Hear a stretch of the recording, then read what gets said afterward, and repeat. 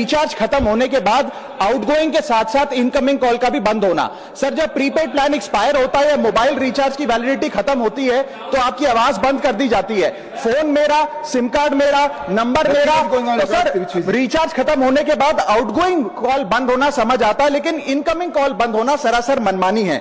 Sir हमारा mobile number आज हमारी डिजिटल पहचान बन चुका है। एसेंशियल कम्युनिकेशन जैसे कि UPI payment, banking OTP, train ticket OTP, PAN Aadhaar authentication, interview का कॉल, हॉस्पिटल का कॉल, मां बाप का गांव से कॉल, तमाम चीजें इनकमिंग कॉल और इनकमिंग एसएमएस से आती है और वो इसलिए बंद कर दिया जाता है कि इंसान एक रिचार्ज कराना भूल गया।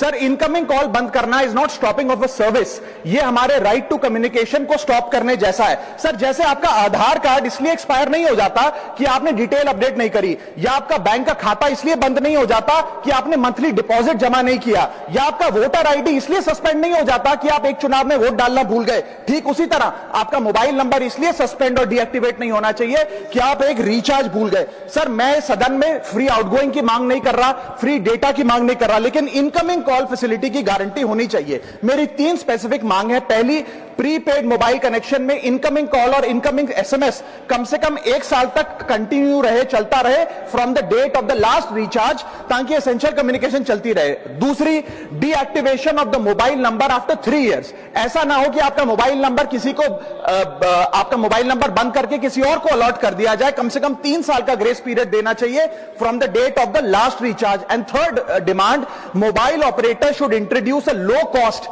Incoming only plan. वो लोग जो सिर्फ इनकमिंग के लिए फोन रखते हैं उनके लिए, जैसे कि 10 रुपए में 180 दिन की इनकमिंग कॉल की फैसिलिटी, इस प्रकार की स्कीम्स मोबाइल ऑपरेटर को लानी चाहिए। दूसरी समस्या जो प्रीपेड कस्टमर्स फेस करते हैं वो है टेलीकॉम ऑपरेटर का 28 दिन का मंथली रिचार्ज।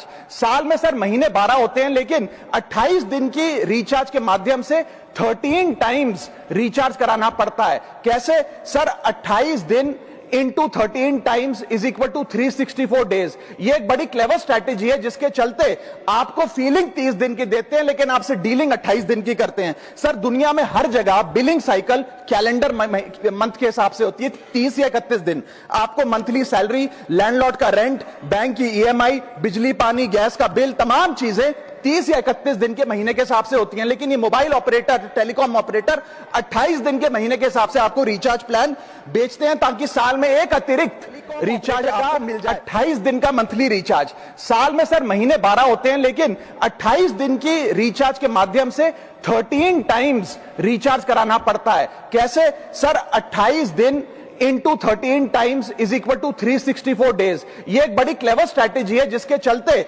आपको फीलिंग 30 दिन की देते हैं, लेकिन आपसे डीलिंग 28 दिन की करते हैं। सर दुनिया में हर जगह बिलिंग साइकिल कैलेंडर मंथ के हिसाब से होती है, 30 या 31 दिन। आपको मंथली सैलरी, लैंडलॉर्ड का रेंट, बैंक की ईएमआई, बिजली पानी गैस का बिल, तमाम चीजें 30 या 31 दिन के महीने के हिसाब से होती हैं। लेकिन ये मोबाइल ऑपरेटर, टेलीकॉम ऑपरेटर 28 दिन के महीने के हिसाब से आपको रिचार्ज प्लान बेचते हैं, ताकि साल में एक अतिरिक्त रिचार्ज आपको मिल जाए।